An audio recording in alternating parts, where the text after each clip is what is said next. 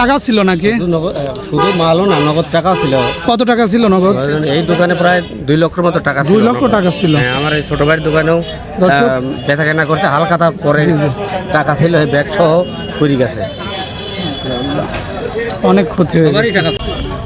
আসসালামু আলাইকুম সুপ্রিয় দর্শক শ্রোতা, ইতিমধ্যে চলে আসলাম ফরিদপুর থানা ডেমরা ইউনিয়ন ডেমরা বাস স্ট্যান্ডে মসজিদের সামনে।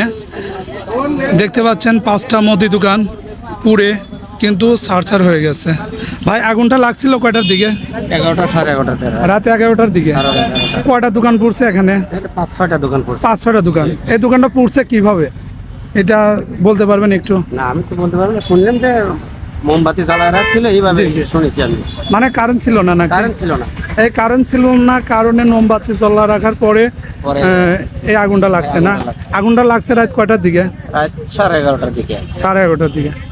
দর্শক শুনতে পারলেন, আসলে ঝড় বৃষ্টির কারণে কারেন্ট ছিল না, তে দোকানদার ভাইরা হয়তো মোমবাতি জ্বলিয়ে রাখছিল, তার থেকে হয়তো মনের বলে না নেবার কারণে চলে যাওয়ার পরে রাত 11:30 এই আগুনটা লাগে।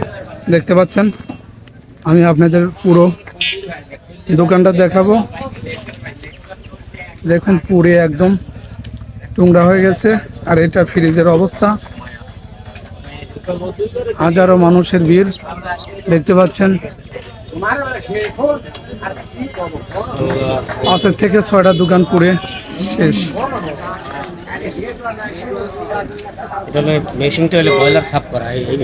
এটা হচ্ছে বয়লার সাফ করা মেশিন না? দেখুন দর্শক, বয়লার সাফ করা মেশিন লুয়া পুড়ে গলে গেছে, তাহলে কি রকম আগুন লাগছে। আর এটা হচ্ছে চাউল দেখতে পাচ্ছেন।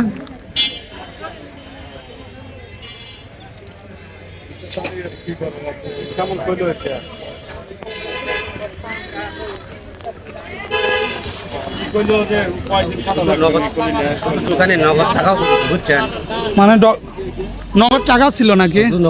শুধু মালও না, নগদ টাকাও ছিল। কত টাকা ছিল নগদ? এই দোকানে প্রায় 2 লক্ষের মতো টাকা ছিল। 2 লক্ষ টাকা ছিল। হ্যাঁ, আমার এই ছোট ভাইয়ের দোকানেও বেচা কেনা করতে হালকা পরে টাকা ছিল, এই ব্যাগ সহ পড়ে গেছে, অনেক ক্ষতি হয়ে গেছে। টাকা ছিল, নগদ টাকা সবারই ছিল। দর্শক, আসলেই এই বাস স্ট্যান্ডের সবচেয়ে বড় দোকান এই 5টা দোকানে ছিল, অনেক মাল ছিল।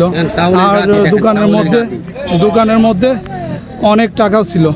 একজনের দোকানেই ছিল 2 লক্ষ টাকা। আর দেখতে পাচ্ছেন এই চাউল ছিল ব্যাপক পরিমাণ। এই চাউলের বস্তাগুলো পুড়ে গেছিল, তাই না ভাই? সব বস্তা পুড়ে সারসার হয়ে গেছে। 25 খিন বস্তা ছিল শুধু আপনার দোকানে? 125 খিন।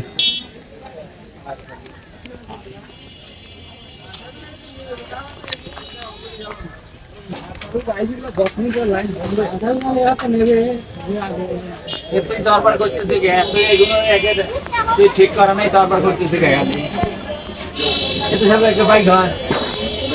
দর্শক দেখুন,